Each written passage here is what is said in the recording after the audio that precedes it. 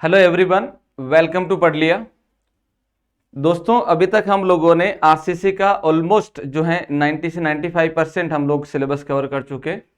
अब जो टॉपिक है हमारे पास में design of water tank and the retaining wall, जो अपने सिलेबस में ये दोनों टॉपिक प्योरली ईएससी के हैं, या ये मैं बोल रहा हूँ कि गेट के अलावा बाकी एग्जाम के हैं, तो ये गलत नहीं होगा। गेट के अंदर वाटर टैंक नहीं आता है, ना ही जो है वो रिटेनिंग वॉल पूछी जाती है।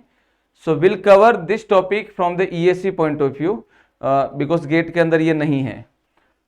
राइट, चलिए वाटर टैंक क्या होता है, किस तरीके का होता है और ये कैसे डिजाइन होता है और कौन सा कोड इसमें यूज होता है, तो पहले उसको देख लेते हैं। वाटर टैंक दोस्तों डिजाइन होता है वर्किंग स्ट्रेस मेथड से, एलएसएम से नहीं डिजाइन होता है। दूसरा, इसका जो कोड होता है वो होता है IS 3340। इसका जो कोड यूज किया जाता है वो दिया जाता है IS 3340 कोड से हम लोग इसको डिजाइन करते हैं। और ये डिजाइन होता है based on working stress method, working stress method. ये वर्किंग स्ट्रेस मेथड से दोस्तों क्या रहता है, डिजाइन किया जाता है। ये डिजाइन होता है, कोड जो हो जाएगा ये हो जाएगा दैट इज 3370 कोड के द्वारा। चलिए, ये हो जाएगा आपके पास में 3370 कोड के द्वारा हम लोग इसको डिजाइन करते हैं। और इसमें जो थ्योरी अप्लाई करेंगे वो इलास्टिक थ्योरी होगी, या फिर हम लोग बोल सकते हैं कि ये वर्किंग स्ट्रेस थ्योरी होगी जो हम इसमें अप्लाई करेंगे। नाउ अब हम वाटर टैंक को अगर हम देखें आरसीसी के अंदर कैसा वाटर टैंक होता है माय डियर फ्रेंड्स, तो look at this is the water tank. आप लोगों ने रियल लाइफ में देखा होगा। वाटर टैंक एक जो है एलिवेटेड रहता है, यानी कि कुछ हाइट पे, और एक रेस्टेड रहता है ग्राउंड पे, तो वो हम देख सकते हैं। तो ये जो वाटर टैंक बना हुआ है दोस्तों, this is the circular water tank. और ये वाटर टैंक जो है वो किस पे रेस्ट कर रहा है, ये रेस्ट कर रहा है इन कॉलम पे, ये रेस्ट कर रहा है इन कॉलम पे। और ये हो जाएगा circular water tank. This is the circular water tank, circular water tank. और इसके अंदर अगर आप डिजाइन करते हो तो इसकी जो सरफेस होती है, ये जो सरफेस होती है अनक्रैक सेक्शन होती है, ये क्या रहती है, अनक्रैक सेक्शन रहती है।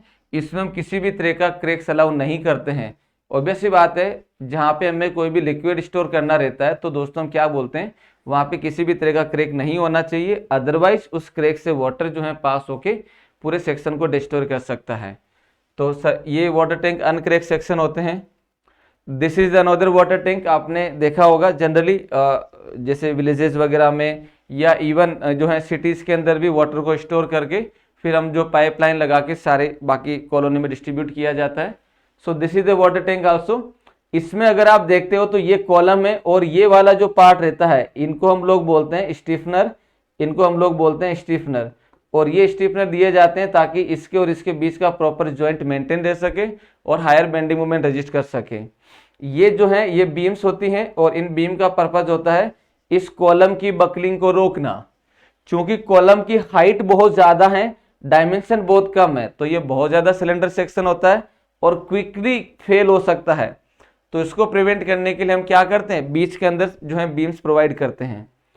एक सर्कुलर बीम जो है यहाँ होती है, this is the circular ring जिसको हम लोग बोलते हैं। एक सर्कुलर रिंग ये होती है और एक टॉप पे होती है। टॉप पे समटाइम्स ये एक तरीके से सिंपली सपोर्टेड सर्कुलर स्लैब भी इसके ऊपर रेस्ट करवा देते हैं। और ये वाटर टैंक आप लोग देख सकते हो। अनदर वाटर टैंक, जैसे यहाँ पे क्या होता है दोस्तों, इसके अंदर हम लोग कॉलम देते हैं। यहाँ पे हम लोग क्या देते हैं, कॉलम देते हैं। इन पुराने टाइम की अगर हम बात करें तो उसके अंदर क्या रहता था, पूरी लेंथ के अलोंग वॉल लगा दी जाती थी। हालांकि अभी ये नहीं बनते हैं, हम इसको पूरी जो इसकी हाइट है उसके अलोंग हम लोग क्या कर रहे थे, वॉल दे रहे थे। बट उसको हमने हटा के हमने कॉलम दे दिए, और बीच बीच के अंदर हमने जो है वो बीम्स प्रोवाइड कर दी। This is the rectangular water tank, so you can see. तो ये रेक्टेंगुलर वाटर टैंक होता है जो ग्राउंड के क्या बोलते हैं, ग्राउंड में रेस्ट का, ग्राउंड पे इसको जो है प्लेस करते हैं। समटाइम्स अंडरग्राउंड रखते हैं ताकि वाटर को स्टोर करके हम लोग पंपिंग के द्वारा बाकी सब जगह डिस्ट्रीब्यूट कर सके। So this is the one. Now my dear friends, अगर मैं यहाँ पे बात करता हूँ वाटर टैंक को लेके, तो वाटर टैंक का जो डायमेंशन होगा, जो सरफेस एरिया होगा, या जो वॉल होती हैं, इसमें 3 डायमेंशन होती हैं। अगर मैं नॉर्मली बात करूं तो इसमें क्या क्या डायमेंशन होती है अगर हम देखें तो, अगर मैं इसी वाटर टैंक, ये तो हाँ इसको अगर हम देख सकते हैं इसको, हाँ चलिए हम लोग रेक्टेंगुलर को लेके बात कर लेते हैं। तो जब मैं रेक्टेंगुलर को लेके बात करूंगा तो क्या होगा, जब इसके अंदर लिक्विड फिल होगा तो लिक्विड इस बाउंड्री पे क्या करेगा, प्रेशर एक्ट करेगा, इस बाउंड्री पे इस वॉल पे प्रेशर एक्ट करेगा। तो दूसरा एक तो ये हो जाएगा। नाउ जब इस पे वाटर एक्ट करेगा तो ये पूरी की पूरी वॉल बाहर जाने को शिफ्ट करेगी, तो मुझे उस हॉरिजॉन्टल थ्रस्ट को रोकना होगा।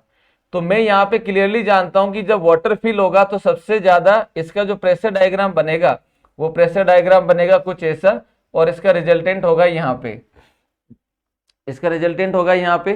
तो एक तो मुझे इस रिजल्टेंट यानी कि हॉरिजॉन्टल थ्रस्ट के लिए बात करना है। नाउ दूसरी चीज ये कि इसकी जो सरफेसेस होती हैं, ये जो वॉल है इसको हम लोग बोलते हैं साइड वॉल, इसको हम लोग बोलते हैं साइड वॉल। ये जो साइड वॉल होती हैं वो अनक्रेक होती हैं, अनक्रेक होती हैं।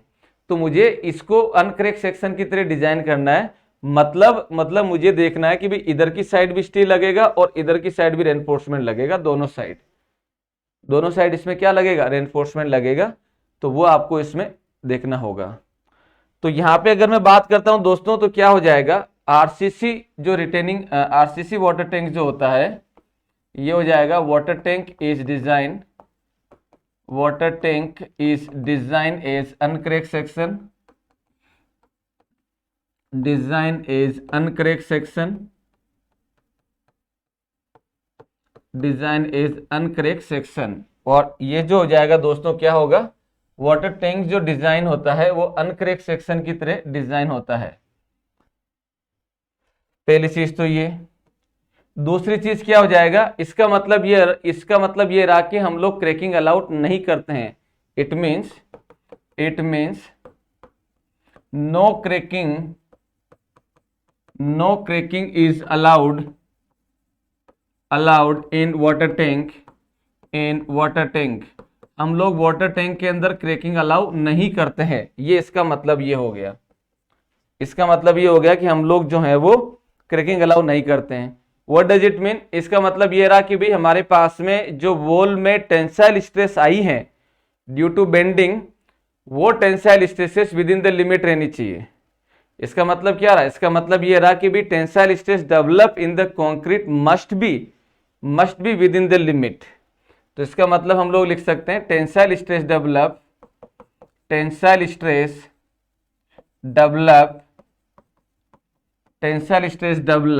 concrete, tensile stress develop in concrete must be less than permissible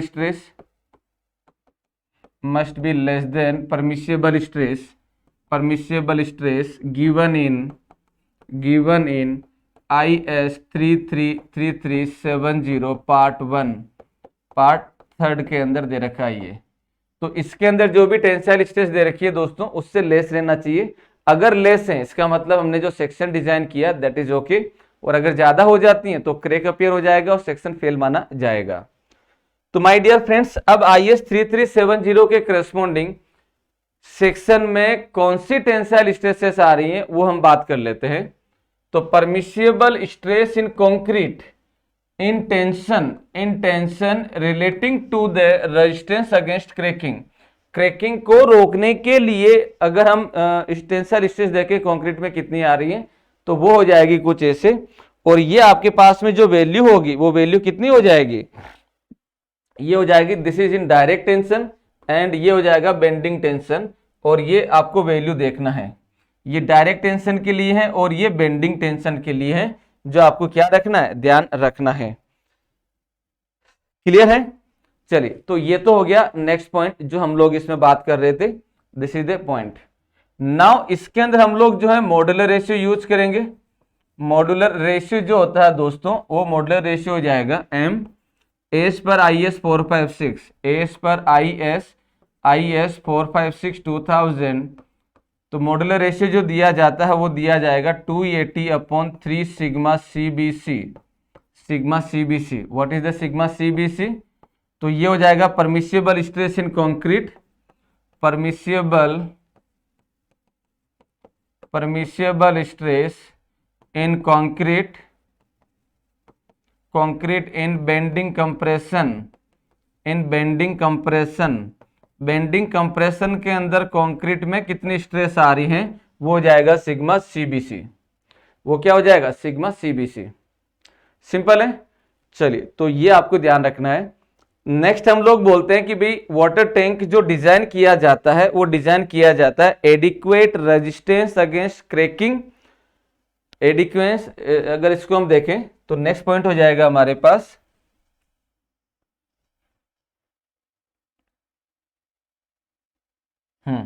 next point की बात करें तो ये हो जाएगा दोस्तों, water tank is design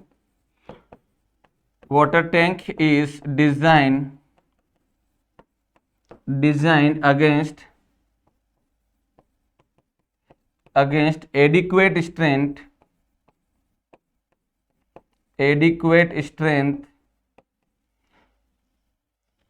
water tank is design based on क्या हो जाएगा, water tank is design based on adequate strength against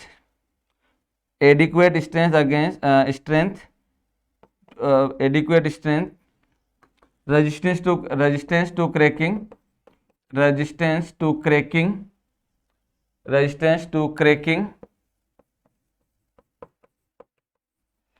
तो ये हो जाएगा दोस्तों, water tank is design based on adequate resistance adequate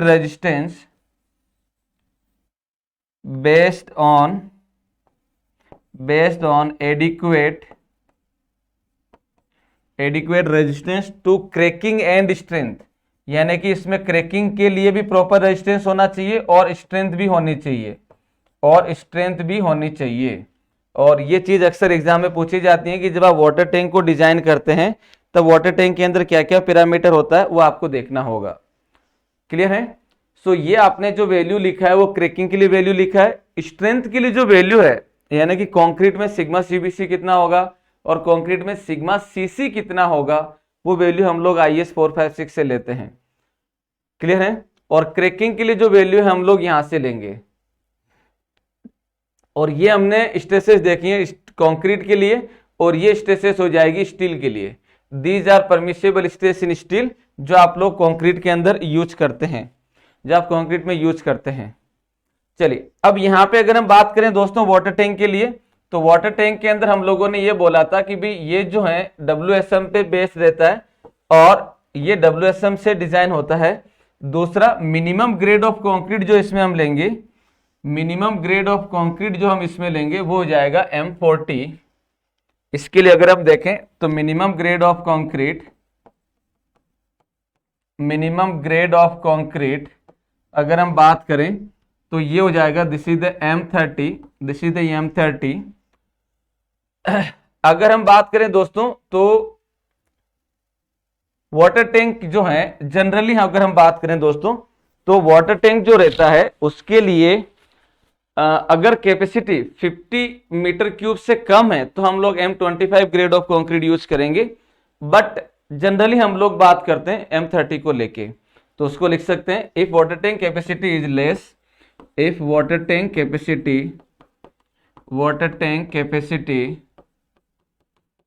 capacity is less then 50 metre cube then M25 concrete may be used, M25 concrete हम लोग use कर सकते हैं। इसके लिए हम लोग एक्सपोजर कंडीशन जो लेते हैं दोस्तों वो लेते हैं हम लोग सीवियर। एक्सपोजर कंडीशन जो लिया जाता है वो क्या हो जाएगा, सीवियर एक्सपोजर कंडीशन होगा। और उसके बाद में हम लोग जो है टाइप ऑफ वाटर टैंक हमने देख लिया, ये सारा हो गया। This is the one. Now अब अगर हम आगे बात करें दोस्तों डिजाइन एंड एनालिसिस को लेके, तो हम क्या बात कर लेते हैं, सर्कुलर वाटर टैंक की हम बात कर लेते हैं। सो this is the design and analysis of circular water tank,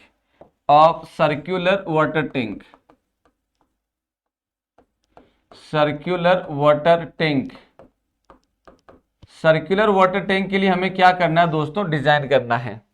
तो अगर आप इस वाटर टैंक का टॉप व्यू देखेंगे तो टॉप व्यू आपको दिखाई देगा कुछ ऐसे, और अगर आप इसका स्क्यू व्यू देखेंगे तो कुछ ऐसे दिखाई देगा। हमने क्या किया दोस्तों, ये जो एक सेक्शन है उसको हमने कट किया, और इस सेक्शन को मैं बना लेता हूं आगे। इस सेक्शन को हम लोग देख लेते हैं कुछ ऐसे। तो ये मैं क्या कर रहा हूं दोस्तों, यहाँ पे सेक्शन वापस बना रहा हूं मैं। ये सेक्शन हो जाएगा कुछ इस तरीके से, लुक एट दिस। तो यहाँ पे हम बना लेते हैं, ये बन जाएगा, ये इंटरनली होगी, और ये आपके पास में हो जाएगा कुछ ऐसे, और ये डायमेंशन होगा कुछ इस तरीके से, और ये आपके पास में हो जाएगा कुछ इस तरीके से, लाइक दिस। ये आपके पास में हो जाएगा कुछ ऐसे, दिस इज द वन, और ये हो जाएगा कुछ ऐसे, ठीक है। और ये हमने जो सेक्शन लिया है, ये हमने लिया एक यूनिट लेंथ का, और इसका हाइट जो है वो 1 मीटर है। इसका हाइट क्या है, 1 मीटर है। यानी कि हम क्या बात कर रहे हैं, हम ये बात कर रहे हैं दोस्तों, हमने यहां से एक सेक्शन कट किया कुछ ऐसे, ये हमने कट किया कुछ ऐसे। इसको मैं अगर शो करता हूं तो ये क्या हो जाएगा, ये हो जाएगा माय डियर फ्रेंड कुछ ऐसे, लुक एट दिस। तो इसको मैंने कॉपी किया और ये मैं लेके आ गया यहाँ पे, ये मैं लेके आ गया यहाँ पे, और इसको मैंने, इसको हटा देते हैं, और इसको मैं जब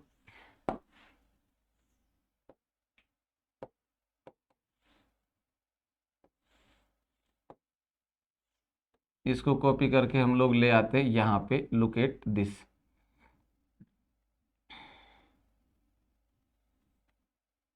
एक सेकेंड। तो ये हमने इसको कट किया यहाँ से, और इसको वापस लेते हैं, कॉपी करते हैं, और इसको हम लोग ले आते हैं यहाँ पे, दिस इज द वन। ये हमने इस तरीके से कट किया कुछ ऐसे। अब देखो क्या कहानी है ये देखो क्या कहानी है। ये हमने क्या बोला, हमने ये बोला दोस्तों, मैं एक सेकंड पहले तो इन दोनों का कलर चेंज कर देता हूँ। ये हम ले लेते हैं इस तरीके से, चलिए। सो माय डियर फ्रेंड, मैंने क्या किया, मैंने जो है दोस्तों इसके अंदर ये एक 1 मीटर का स्ट्रिप कट किया, दिस इज द 1 मीटर का स्ट्रिप, और मैं ओनली इस पोर्शन को लेके बात कर रहा हूँ। किस पोर्शन को, इस वाले पोर्शन को लेके बात कर रहा हूँ। और ये पोर्शन मैंने बना दिया यहाँ पे, ये पोर्शन मैंने बना दिया यहाँ पे। सिंपल है। जब मैं इसके अंदर देखता हूं, जब मैं इस वाटर टैंक में देखता हूं तो क्या होगा, जैसे आप इसके अंदर वाटर फिल करोगे, जैसे आप इसके अंदर वाटर फिल करोगे, ये क्या करेगा, आप जैसे इसमें वाटर फिल करोगे तो वाटर फिल करते ये क्या करेगा, पहले मतलब इसका डायमेंशन ऐसा है, जैसे वाटर फिल करोगे ये वाटर क्या करेगा, इस वॉल की, ये जो वॉल है इसको क्या करेगा, बाहर की साइड पुश करने की कोशिश करेगा, बाहर की साइड पुश करने की कोशिश करेगा, यानी कि इसके डाया को एक्सपांड करने की कोशिश करेगा। वाटर तो अपना जो है फोर्स एक्सर्ट करेगा वॉल के ऊपर, तो वो जब वॉल के ऊपर फोर्स एक्सर्ट करेगा तो कैसे करेगा, ये करेगा इस डायरेक्शन में, ऐसे कुछ, ये कुछ इस तरीके से करेगा, ये कुछ ऐसे करेगा। अगर मैं दोस्तों, अगर मैं इसका अगर शॉर्ट व्यू बनाता हूं, ये क्या हो जाएगा, ये हो गया कैसे। और अगर मैं इसके लिए सिंपल डायग्राम बनाता हूं, सिंपल डायग्राम का मतलब फ्रंट से अगर देखते हुए डायग्राम बनाता हूं तो कैसा बनेगा, इसका डायग्राम हो जाएगा कुछ इस तरीके से, लुक एट दिस। ये हो जाएगा base slab, this is the base slab, this is the base slab, ये बेस स्लैब हो जाएगा। और इसके ऊपर ये साइड वॉल हो जाएगी, ये साइड वॉल हो जाएगी, this is the side wall. और इसके अंदर जब हम वाटर का प्रेशर देखेंगे दोस्तों, तो ये वाटर इधर की साइड प्रेशर अप्लाई करेगा कुछ ऐसे, और ये वाटर जो है इधर की साइड प्रेशर अप्लाई करेगा कुछ ऐसे, और उसी को मैंने टॉप से ऐसे दिखाया, सिंपली ऐसा ही होगा। नाउ अब ये वाटर क्या कर रहा है, ये वाटर क्या कर रहा है, इस वॉल के ऊपर जो है फोर्स अप्लाई कर रहा है। फोर्स अप्लाई करने का मतलब इसके डाया को एक्सपांड करने की कोशिश कर रहा है, बट ये आरसीसी का एक्सपांशन नहीं होगा, नहीं होगा तो इस वॉल के अंदर जो है वो टेंसाइल स्ट्रेस डेवलप होगी। इस वॉल के अंदर क्या होगा दोस्तों, टेंसाइल स्ट्रेस डेवलप होगी, और उस टेंसाइल स्ट्रेस को हम लोग बोलते हैं hoop tensile stress, TH, this is known as the hoop tensile stress. Because ये सरकमफ्रेंस में हो रही है, सीधी नहीं लग रही, एक्सियल नहीं है। ये टॉपिक, इसमें जो भी टर्म्स यूज करेंगे वो आपने थिन और थिक सिलेंडर सोम के अंदर सारी एनालिसिस कर रखे हैं, ठीक है ना, मैं उसी कंसेप्ट को यूज कर रहा हूं। तो इस वाले वाटर टैंक के अंदर क्या होगा, हूप टेंसाइल स्ट्रेस डेवलप होगी। इसके अंदर क्या होगा, हूप टेंसाइल स्ट्रेस डेवलप होगी। और इसी हूप टेंसाइल स्ट्रेस के लिए हम क्या करेंगे, इसको डिजाइन करेंगे। इसी हूप टेंसाइल स्ट्रेस के हम क्या करेंगे, इसको डिजाइन करेंगे। और मैं इसकी थिकनेस को, वॉल की थिकनेस को टी से रिप्रेजेंट कर देता हूं, thickness of wall, thickness of wall. तो यहां पे अगर हम बात करें दोस्तों तो क्या हो जाएगा, दिस इज द टी, और इसके ऊपर अगर देखा जाए तो ये लग रहा है इसके ऊपर, that is the T H, ये लग रहा है दोस्तों, this is the T H. T H, what is the T H here, T H हो जाएगा, this is called hoop tensile stress, hoop tensile stress, hoop tensile stress. और T हो जाएगा, टी हो जाएगा दोस्तों आपके पास में thickness of wall, thickness of wall, thickness of wall. अब अगर हम बात करें दोस्तों इसके अंदर, अगर हम इसमें देखें तो क्या होगा, ये जो हूप टेंसाइल स्ट्रेस है ये पूरी सरकमफ्रेंस पे होगी, यानी कि ये क्या होगा, इस इधर भी हूप टेंशन लगेगा, इधर भी लगेगा, इधर भी लगेगा, इधर भी लगेगा। और अगर मैं इस वाले पार्ट को शो करता हूं माय डियर फ्रेंड्स, तो ये जो होगा इसके इधर भी लगेगा, इधर भी लगेगा, इस तरीके से जो है वो टीएस लगेगा, हूप टेंसाइल लगेगी। मेरा काम है इस हूप टेंसाइल को रजिस्ट करने के लिए मुझे जो है वो डायमेंशन निकालना है और देखना है। तो यहां पे अगर हम देखें दोस्तों, तो इस हूप टेंशन को, इस हूप टेंशन की वजह से मुझे कितना एरिया ऑफ स्टील चाहिए, इस हूप टेंशन की वजह से मुझे कितना एरिया ऑफ स्टील चाहिए। तो यहां पे अगर हम देखें तो क्या हो जाएगा, for unit cross section area, for unit cross section area, the AST required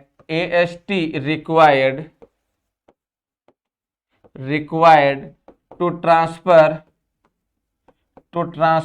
direct tensile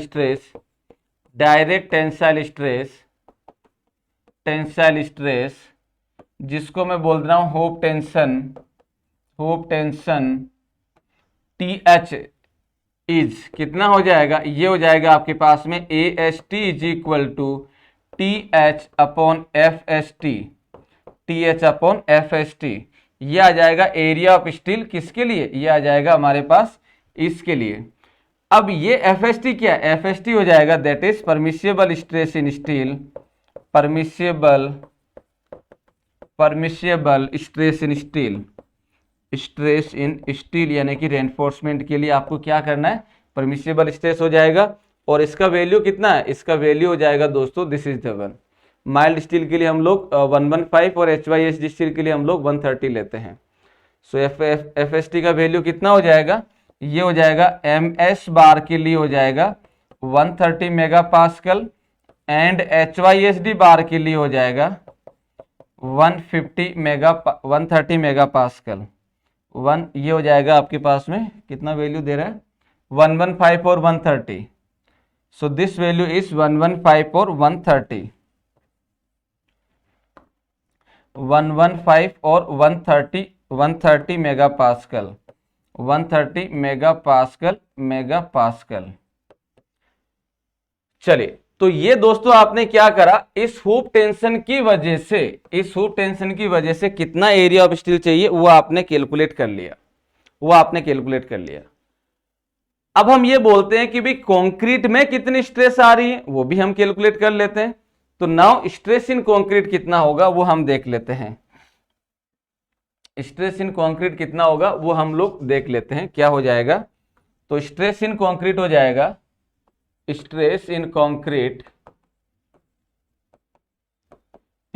concrete ये क्या हो जाएगा, दैट इज हो जाएगा FCT इज इक्वल टू, ये हो जाएगा FCT is equal to TH divided by equivalent area,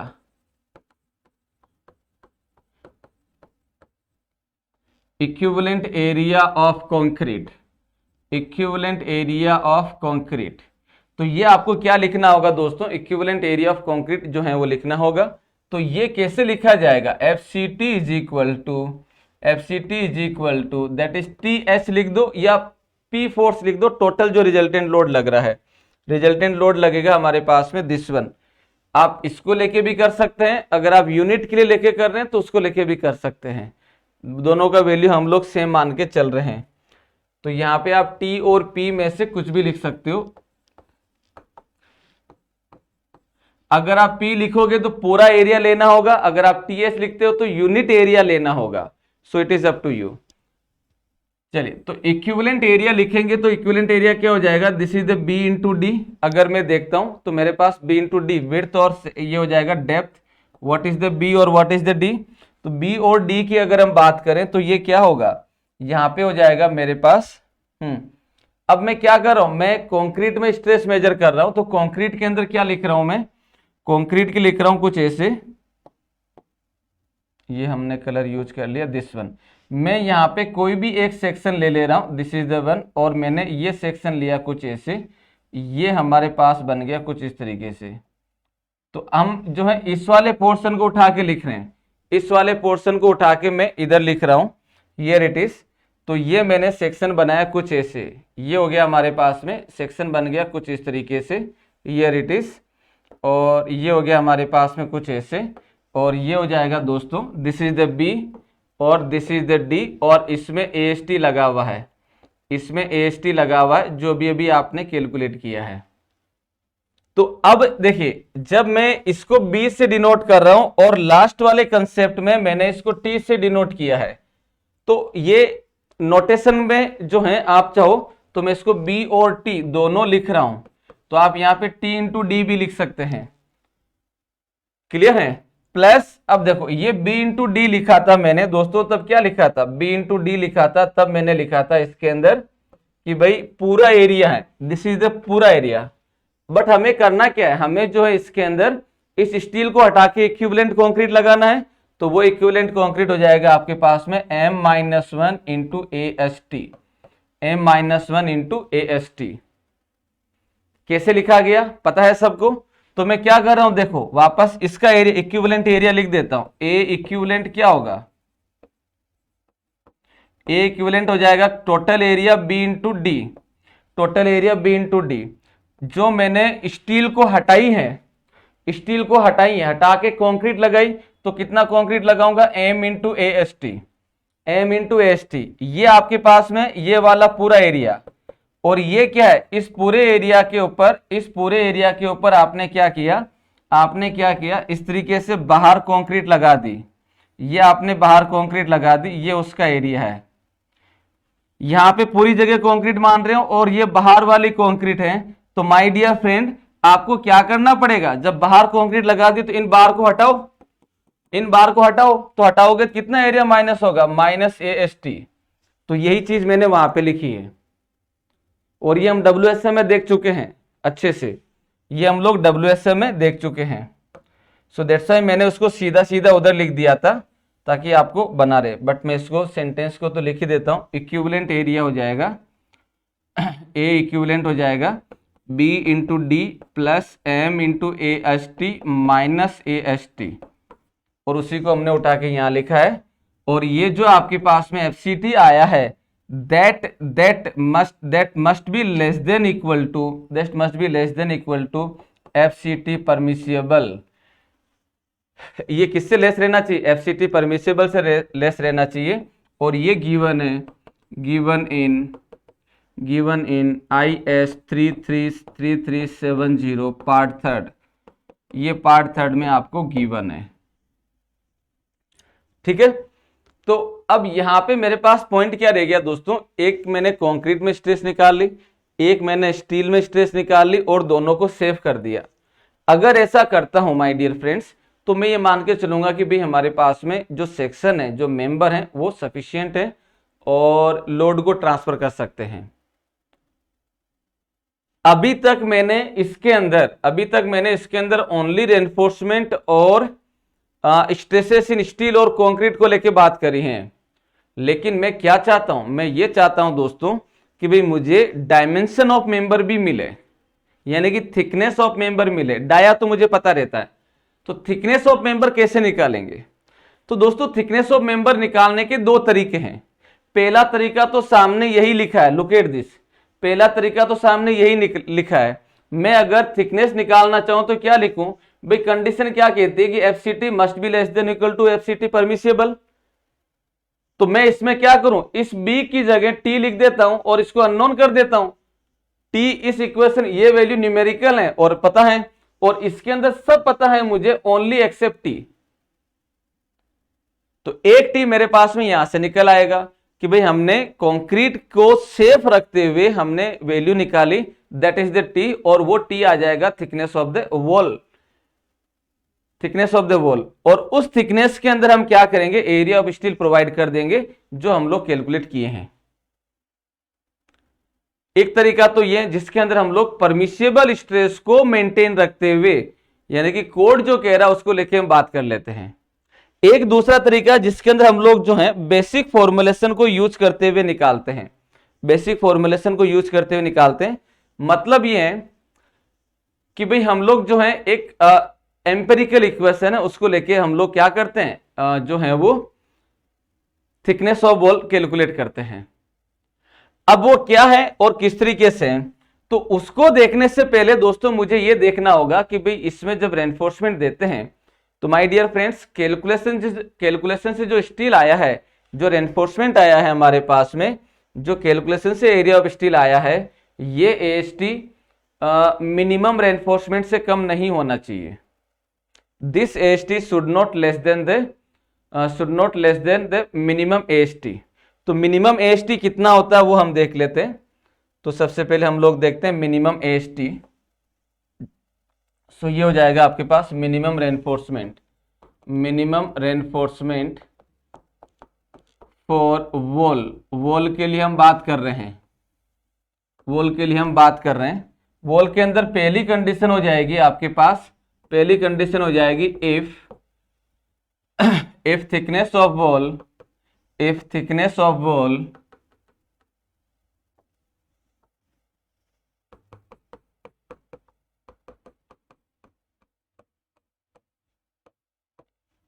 thickness of wall का मतलब लुक एट दिस वन, मैं इसकी बात कर रहा हूं।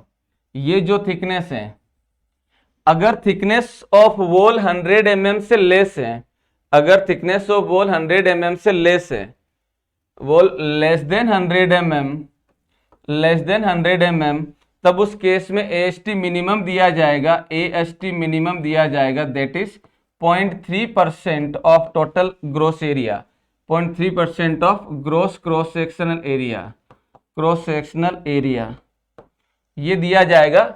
अगर 100 mm से लेस है तब उस केस में आपके पास वैल्यू हो जाएगा, एरिया मिनिमम स्टील हो जाएगा 0.30% of the gross cross section area. वहीं अगर thickness of wall, if thickness of wall greater than 450 है, greater than 450 है, तब उस केस में हम लोग AST मिनिमम जो देंगे, AST मिनिमम जो देंगे वो देंगे 0.2% of gross cross section area, gross cross section area, gross cross section area. तो दो कंडीशन है, अगर 100 से लेस है तो 0.30% और अगर 450 से ज्यादा है तो 0.20%। नाउ द पॉइंट इज, अगर इन दोनों के बीच में हो गया तब क्या करेंगे, if thickness is less than, if thickness is in between, if thickness of wall is between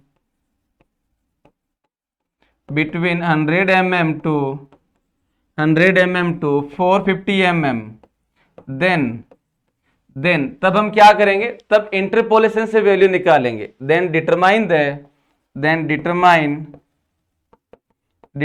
the AST minimum by interpolation,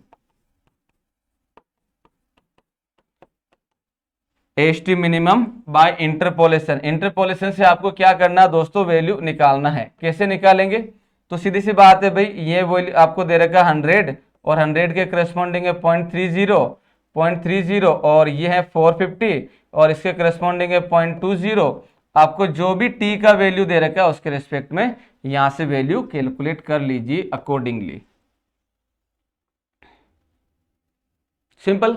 तो इंटरपोलेशन के द्वारा हम लोग क्या करेंगे, मिनिमम AST कैलकुलेट करेंगे, और वो minimum AST thickness of wall पे डिपेंड करता है, थिकनेस ऑफ वॉल पे डिपेंड करता है।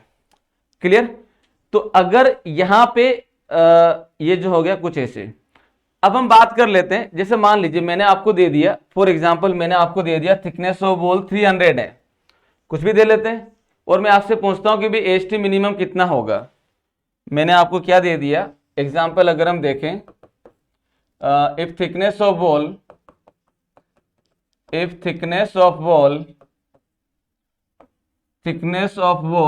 T is equal to 250 mm, मान लो 250 mm, देन AST मिनिमम कितना होगा, AST मिनिमम कितना होगा ये आपको बताना है। तो it is very easy my dear friend, कैसे करेंगे, तो भाई हम ये जानते हैं 100 पे वैल्यू कितना है 0.30, और 450 पे वैल्यू कितना है 0.20, हमें कितने पे वैल्यू निकालना है, T इज इक्वल टू 250 पे, और ये वैल्यू निकालना हमें दिस वन, और ये है AST मिनिमम, और ये है थिकनेस। इंटरपोलेशन करना हम जानते हैं, कैसे करेंगे, तो ये हो जाएगा AST minimum is equal to 0.30, value minus हो रही है तो minus 0.30 minus 0.20 divided by 450 minus 100, 450 minus 100 into 250 minus 100, 250 minus 100। तो माय डियर फ्रेंड, इससे जो वैल्यू आएगा वो आपका आंसर हो जाएगा। So this value is 0.30 minus 0.20 divided by 450 minus 100, तो इसको मैं डायरेक्टली लिख देता हूँ 350। सो this is the 350 into 250 minus 100 यानी कि 150। So this value will be 0.257, और ये इन बिटवीन ही आ रहा है, दैट्स ओके। सो ये आ रहा है दैट इज 0.257%। सो ये आ जाएगा AST मिन। ऐसे ऑब्जेक्टिव ESC में आते हैं, ESC के अंदर ऐसे ऑब्जेक्टिव जो है दोस्तों आप लोगों से पूछे जाते हैं।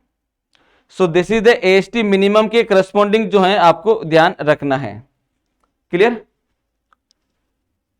चलो, तो हमने FCT का वैल्यू निकाल लिया भाई, वॉल के अंदर कंक्रीट जो दे रखी है उसमें स्ट्रेस कितनी आ रही है, हुप टेंशन की वजह से कितना हमें एरिया ऑफ स्टील देना है वो हमने निकाल लिया, मिनिमम AST कितना वो हमने बात कर ली। क्लियर। और ये सारा हमने बात करी है किसको लेके, ये हमने बात करा है वाटर टैंक को लेके, ये हमने बात करा है वाटर टैंक को लेके। नाउ अब हमें क्या करना है, अब हमें दोस्तों बात करनी है कि जब हम डिजाइन ऑफ वाटर टैंक करते हैं, डिजाइन ऑफ वाटर टैंक करते हैं तो क्या क्या होगा। तो डिजाइन ऑफ वाटर टैंक के अंदर अगर हम देखें तो जैसे ही वाटर इंसर्ट करते हैं, वाटर इसमें फिल करते हैं, तो वाटर क्या करती है, प्रेशर अप्लाई करती है, और प्रेशर की वजह से भी हमें ध्यान देखना होगा कि भाई वहां पे कितना फोर्सेस आ रहा है और किस तरीके से आ रहा है।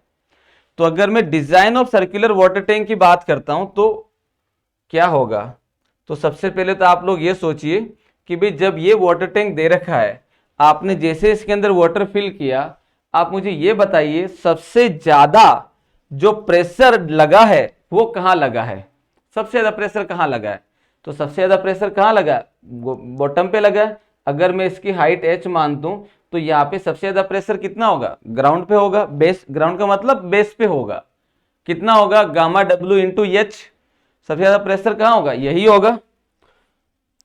तो हम बात कर लेते हैं डिजाइन और एनालिसिस, ये अभी हमने एनालिसिस किया है, this is all about the analysis, अभी तक हमने जो किया है।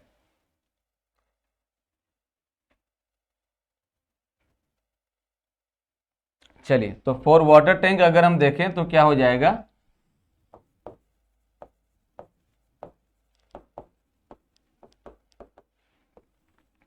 फॉर वाटर टैंक, तो my dear friend water tank के लिए अगर मैं बात करता हूं तो इसके अंदर हो जाएगा water pressure at bottom, water pressure at bottom, pressure at bottom, bottom पे सबसे ज्यादा प्रेशर होगा और वो हो जाएगा that is P is equal to gamma W into H, gamma W into H, simple है। अब इस प्रेशर की वजह से जो हुप टेंशन डेवलप होगा, हुप टेंशन जो डेवलप होगा, वो हुक टेंशन कितना होगा, हुक टेंशन जो डेवलप होगा that is the T H, और ये हो जाएगा दैट इज पी इंटू, ये हो जाएगा P into D by two. What is the D, D is the dia, तो ये हो जाएगा P into D by two, और P को मैं लिख सकता हूं that is 1/2 gamma W into H into D. तो मैं इसको सिंपली या तो ऐसे लिख सकते हैं या फिर इसको हम लिख सकते हैं कुछ ऐसे, gamma W into H into D by to. तो हमने यहाँ पे जो AST, हमने यहाँ पे जो TH के लिखा था कि भाई इसको ट्रांसफर करने के लिए इतना स्टील चाहिए, तो ये कितना है, ये इतना है। This is the hook tension which is develop due to the water pressure, और मैक्सिमम वाटर प्रेशर था बॉटम पे। तो इसी हुक टेंशन को ट्रांसफर करने के लिए to resist this hook tension, to resist this hope tension, इस होप टेंशन को रजिस्ट करने के लिए द AST रिक्वायर्ड कितना हो जाएगा, तो ये हो जाएगा AST required is equal to TH upon FST, TH upon FST। चलो जी, तो ये आप क्या करेंगे दोस्तों, इसकी वजह से जो है वो वैल्यू निकाल लेंगे। तो सबसे पहले आपने वाटर प्रेशर निकाला, हुक टेंशन निकाला, फिर आपने एरिया ऑफ स्टील निकाल लिया। अब हमें क्या करना है, अब हमें कैलकुलेट कर लेना है thickness of the wall. Thickness of the wall हम लोग दो तरीके से निकालते हैं। पहला हम लोग निकालेंगे कंक्रीट की परमिसिबल स्ट्रेस को ध्यान में रखते हुए, कंक्रीट की परमिसिबल स्ट्रेस को ध्यान में रखते हुए। तो पहला ये किया। दूसरा हो जाएगा थिकनेस ऑफ वॉल जो कैलकुलेट की जाएगी, थिकनेस ऑफ वॉल कैलकुलेट होगी। पहला हम लोग कैलकुलेट कर लेते हैं from stress in concrete, from stress in concrete. तो ये हो जाएगा दोस्तों FCT is equal to TH upon T into D plus M-1 into AST। यहाँ पे T को मैंने क्या लिखा है, width of wall, width of wall हमने लिखा है T, तो ये T है हमारे पास, दिस इज द दी। तो ये हम लोग कैलकुलेट कर रहे हैं this one, and this must be less than equal to FCT permissible, FCT permissible. तो इससे जब लेस रहेगा दोस्तों हम लोग क्या करेंगे, इससे हम वैल्यू निकाल सकते हैं। दूसरा निकालेंगे हम लोग एम्पिरिकल इक्वेशन से, और वो कहलाती है अप्रोक्सीमेट थिकनेस। दूसरा हो जाएगा approximate thickness that is denoted ST। ये हो जाएगा approximate thickness that is denoted ST। तो T हो जाएगा 30H plus 50 mm, 30H plus 50 mm। और इसका कोई लॉजिक नहीं है, मैं आपको पहले बता चुका हूं, एम्पेरिकल इक्वेशन का कोई लॉजिक नहीं होता है। और ये जो है एरिया बाउंडेड रहती हैं, पर्टिकुलर किसी जोन के अंदर वैलिड होती हैं। तो यहां से आप क्या करेंगे दोस्तों, यहां से जो है इसके करस्पॉन्डिंग और इसके करस्पॉन्डिंग जो मैक्सिमम आता है वो आप T प्रोवाइड कर देंगे, वो आप क्या कर देंगे, T प्रोवाइड कर देंगे। नाउ ये जो आपने स्टील निकाला है, ये स्टील आप प्रोवाइड करेंगे डबल लेयर के अंदर, इनर और आउटर साइड। तो जब मैं AST प्रोवाइड करूंगा ना, तो क्या हो जाएगा, नेक्स्ट हो जाएगा area of steel, area of steel is provide in two layer,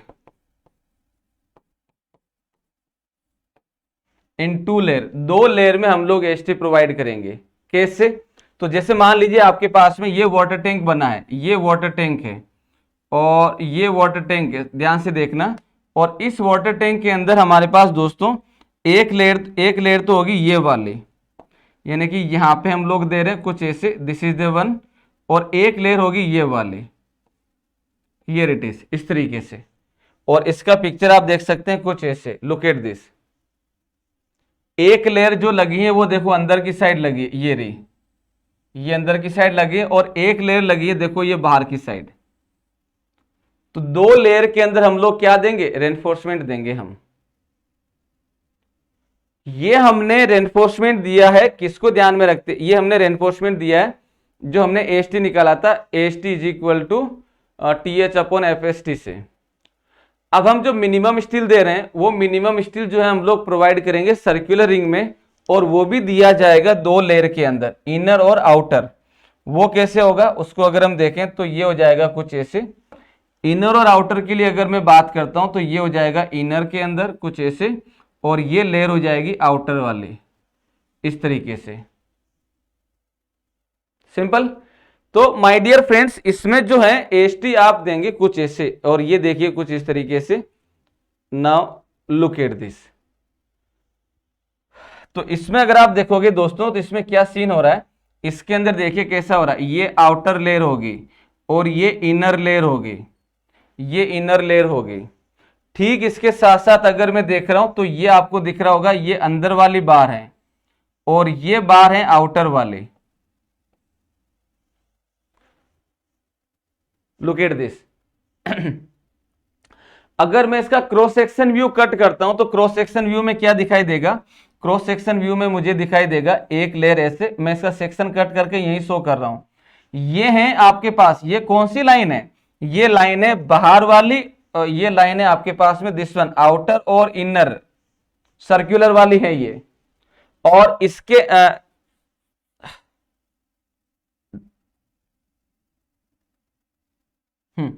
sorry ये जो है ये सॉरी सर्कुलर नहीं, ये जो आपके पास में, आई एम सॉरी, ये मैं सेक्शन को यहां से कट किया हूं और कट करके मैंने बनाया, ये वर्टिकल रेनफोर्समेंट है ये वाला, ये वर्टिकल रेनफोर्समेंट है ये वाला। अब इसके अंदर हम क्या करेंगे, इसके अंदर हम लोग जो है वो जो है प्रोवाइड करेंगे सर्कुलर रिंग। तो सर्कुलर रेनफोर्समेंट जो हम देंगे दोस्तों वो देंगे हम लोग कुछ ऐसे, look at this, this is the circular reinforcement जो हम लोग प्रोवाइड कर रहे हैं कुछ ऐसे। अब ये रेनफोर्समेंट आप किस तरीके से देंगे वो डिपेंड करेगा कि डिजाइनिंग कैसे किया गया, डिजाइनिंग इन द सेंस कि इसकी पोजीशन कैसे दी गई है। So this is the one जो आपको ध्यान रखना है। और ये है कंप्लीट जो गेट सॉरी जो ईएससी के पेपर में आता है। अभी तक जो प्रॉब्लम पूछे गए दोस्तों वो पूछे गए इस वाली इक्वेशन को लेके और इसको लेके, और ये सारा डेटा जो अभी तक हम लोगों ने डिस्कशन किया है, this is the one, this is the one. Clear है? So this is all about the water tank, and इसकी जो प्रॉपर्टीज हमने स्टार्टिंग में बताई है उसको ध्यान रखिएगा, मोस्ट ऑफ द ऑब्जेक्टिव उसी से आते हैं। Clear? So this is the water tank from the exam point of view. In the next lecture will see the retaining wall. अगर मैं रिटेनिंग वॉल का थोड़ा सा आइडिया दूं तो ये होगा कि आपने पूरा का पूरा रिटेनिंग वॉल जो है वो सोइल में देख चुके हैं। मैं यहाँ पे only type of retaining wall बताऊंगा, रेनफोर्समेंट कैसे देते हैं वो बताऊंगा, और मैकेनिज्म क्या है वो बताऊंगा। बाकी उसका पूरा एनालिसिस वो आप सोइल में कर चुके हैं, और सोइल के अंदर इफेक्टिव स्ट्रेस के अंदर एक्टिव, पैसिव और रेस्ट प्रेशर पे कितना होता है वो सारा आप लोग देख चुके हैं, अलग अलग बैकफिल एंगल को लेते हुए। तो वो हम लोग नेक्स्ट लेक्चर में बात करेंगे। Thank you.